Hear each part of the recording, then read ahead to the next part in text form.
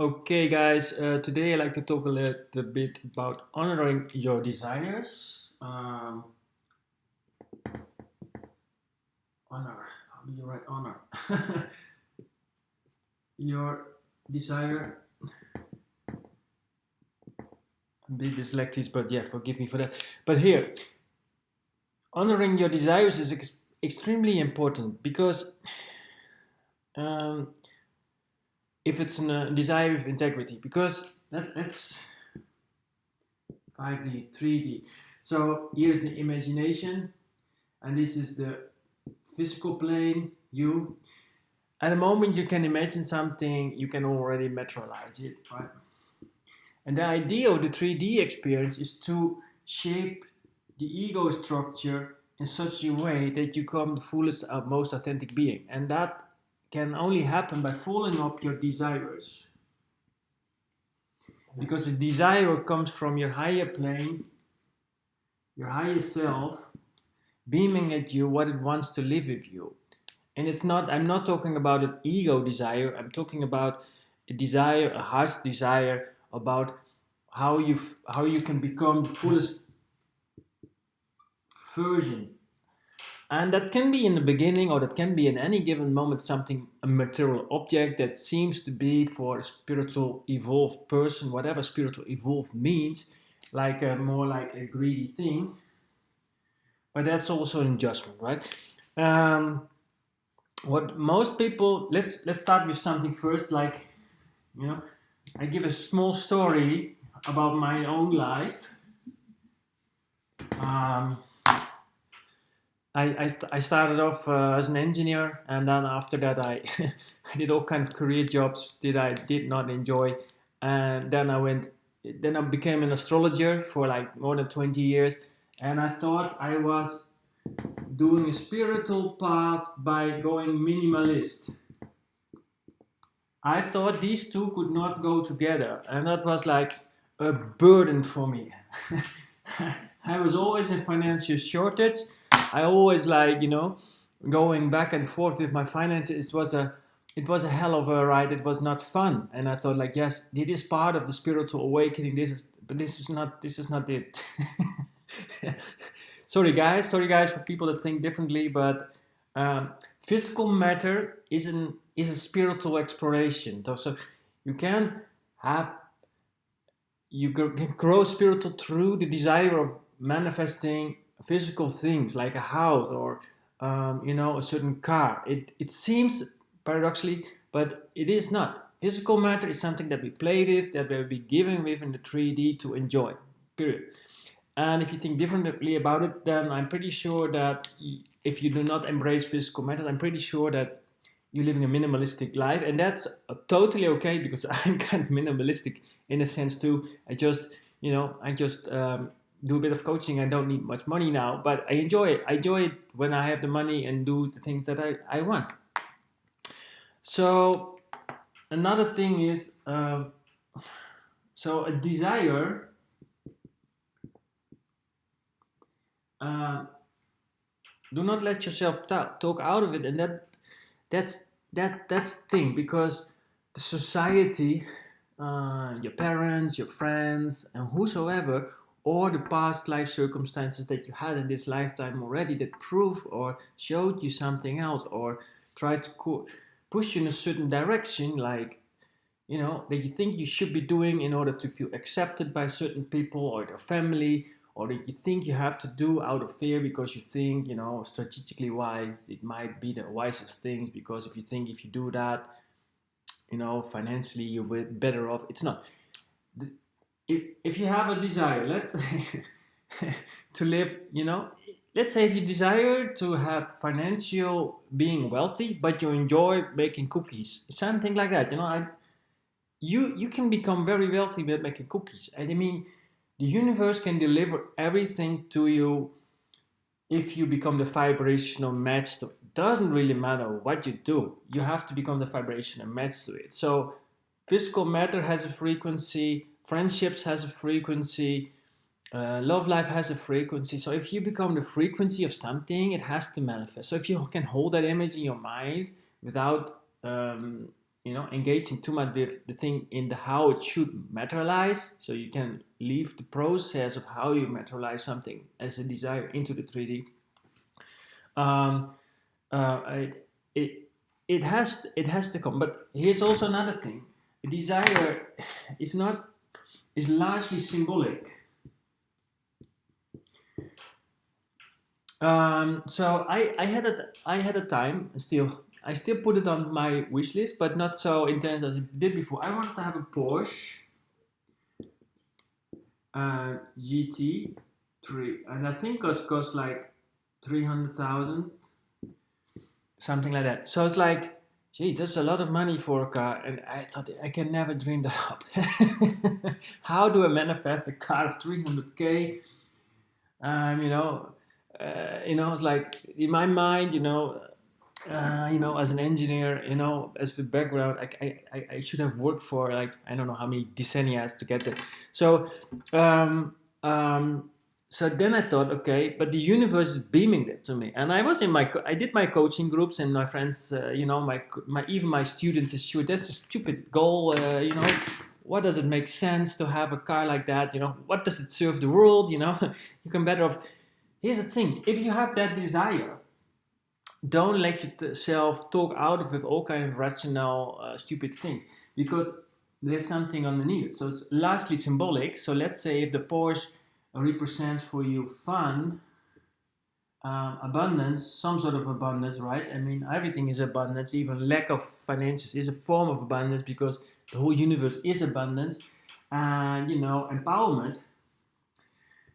Then it is pretty much this that is a representation of this emotion that I want to embody fuller, right? In order to get me there, right? So the emotion that I'm starting to practice here, right then, helped me to eliminate a lot of traumas, thanks to the desire of wanting to have a Porsche, that I grew up in a family of not being able to not deserving things easy. I was growing up in a harsh family, very old-fashioned Christian, very Calvinistic. You have to work your ass off like this, and then you get something if you're lucky.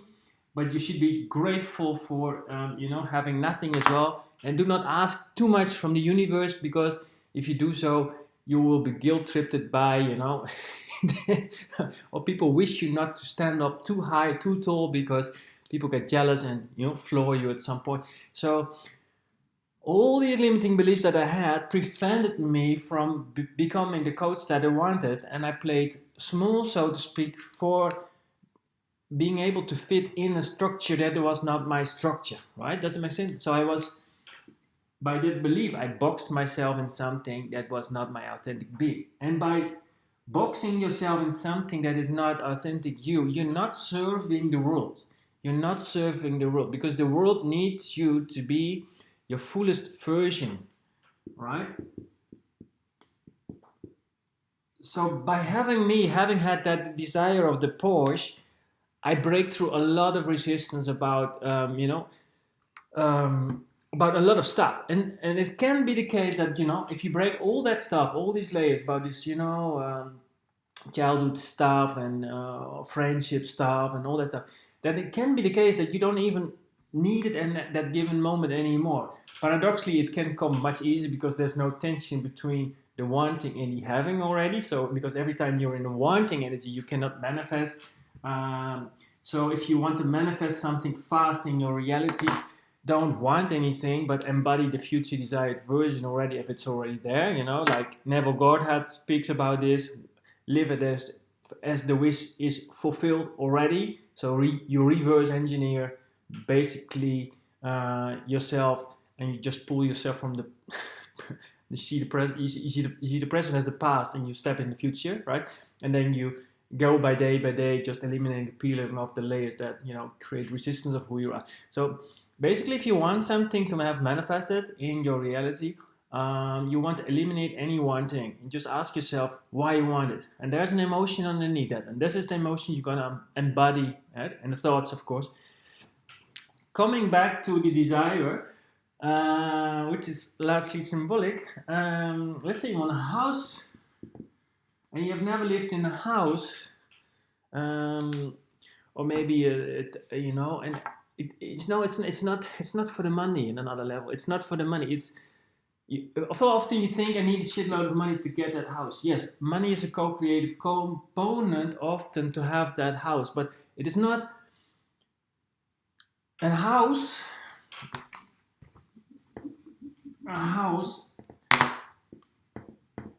is a vibration itself, and money is a vibration itself, and a love life is a vibration itself. So if you want to have a house, material house, you might need a bit of money or maybe a lot of money, but it's not.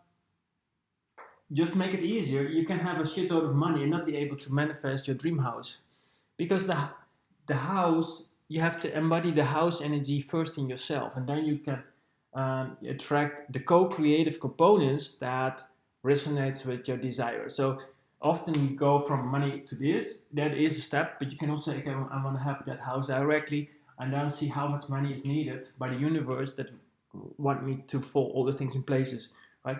So and going with that is, let's say if you had a very challenging childhood, right? You know, with a judgmental father, traumatized mother, and parents that had always argue, and you could not get along with one of your sisters. But you know, I fill it in.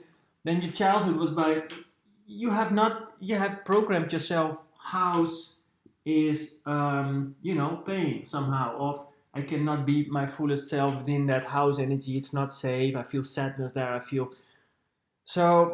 If this is in your programming, all that stuff has to come out, has to be transformed in order to become the vibrational match of that house. It's that simple, right?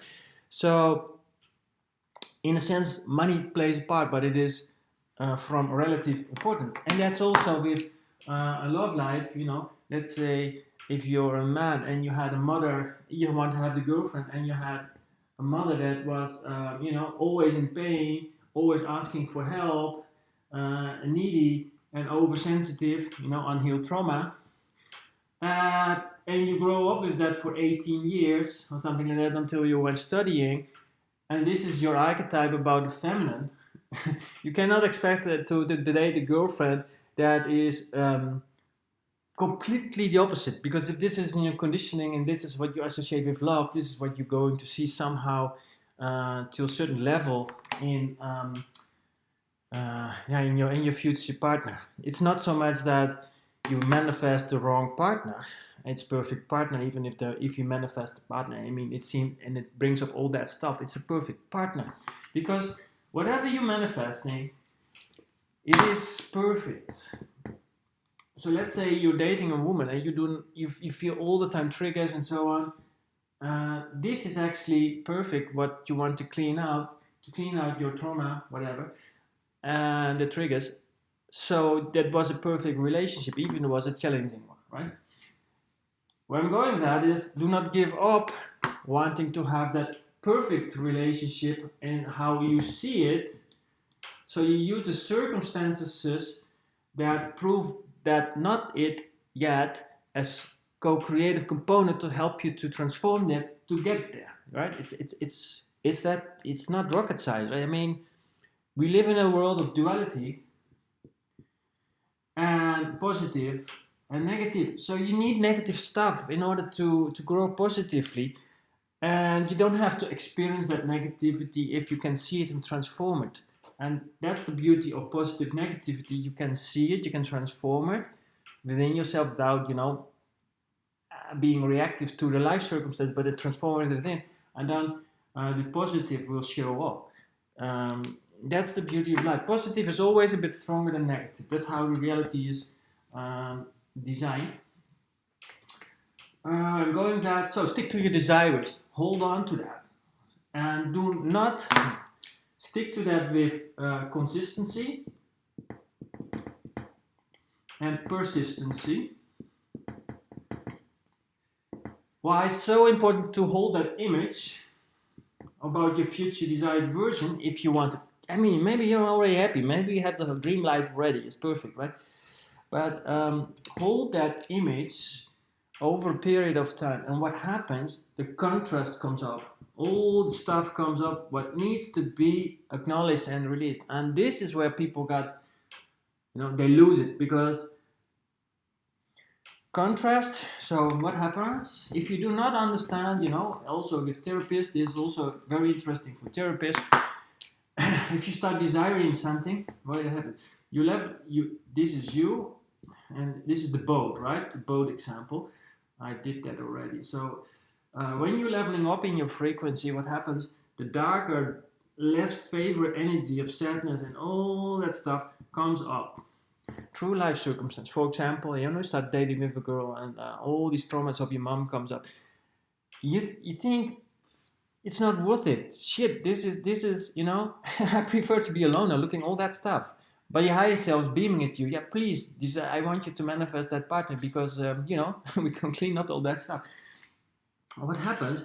You have a desire, you're leveling up your frequency, and then some contrast comes, right? And you think, no, I don't want to desire this anymore. I don't understand what contrast is. I don't know how to transform that. So whatever, I stop my desire because it's it. So you have had a few relationships, and you do not move towards whatever the goal is. If you understand contrast and you can transform that, so you embody your future desired version, you start, dating someone, and a woman comes, or a man, whatever, and it triggers you, you lower your frequency and you transform that, right?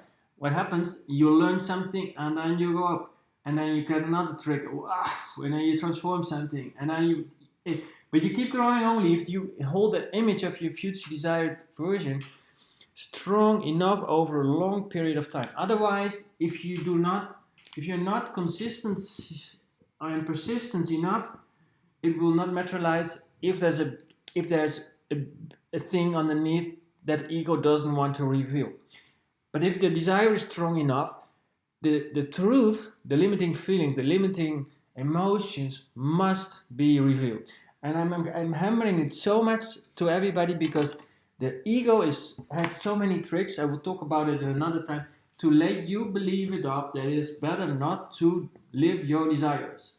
And that's a pity for yourself, but it's also a pity for the collective energy, because you're not because the desire itself, the product or the life that you desire is largely symbolic. As I said, it's largely symbolic. It's more like a catalyst or a focus point, a GPS point, to help you to release all the lower frequency of your system. So it can be the sadness, it can be the frequency and beliefs that are not representative of your full version. It can be anger. It can be all these emotions that are in you can be released by following up your desires, right? So do not ask yourself so often, I would say, if you have a true desire with integrity, why the heck you want it. Because if you start analyzing, you talk yourself often out of it. And it's a bit like, if a child would like to be, let's say if you are a child and it believes in Superman, right? You're not going to talk to that child, hey, Superman doesn't exist, it's all bullshit. So it's also for another person. If another person has a certain desire to manifest something, it's a reference point to learn and grow in a certain direction. Very important, because the child sees that Superman as like an archetype of the hero and so on. So it can help the child to grow, to step in his power and so on, right? So every person has a desire, and stick to your desire. And also, do not share your desires too much with people that do not support you with that desire, because it's a bit of an ego thing. Not everybody's happy for you. That's what I found out over some years, that not everybody's encouraging you. And often when you're leveling up in your frequency, your surrounding must change as well, because, as we talked about the gears, if you're leveling up your frequency and you go from 100 to 150, and that person around you is still on a frequency of 50 or 100, let's say, also 100, and it's not moving to a higher frequency, what happens? Yeah, you start to grind with each other. You start to grind, and yeah, some thoughts here this morning. Honor your desires, stick to them with integrity. So that desire, that goal, has to be specific, often specific. And if you cannot, because a specific goal can bring up emotions, bigger emotions, and emotions is energy in motion, and energy in motion materialize or change frequency. It brings up that it's the activator, the activating mechanism to help to create life circumstances, to help to materialize the dream that you want. Because higher emotions bring higher frequency and helps to reshape physical matter easier. So if you're in a lower frequency, you are more denser, so to speak, and you you stabilize what you have, right?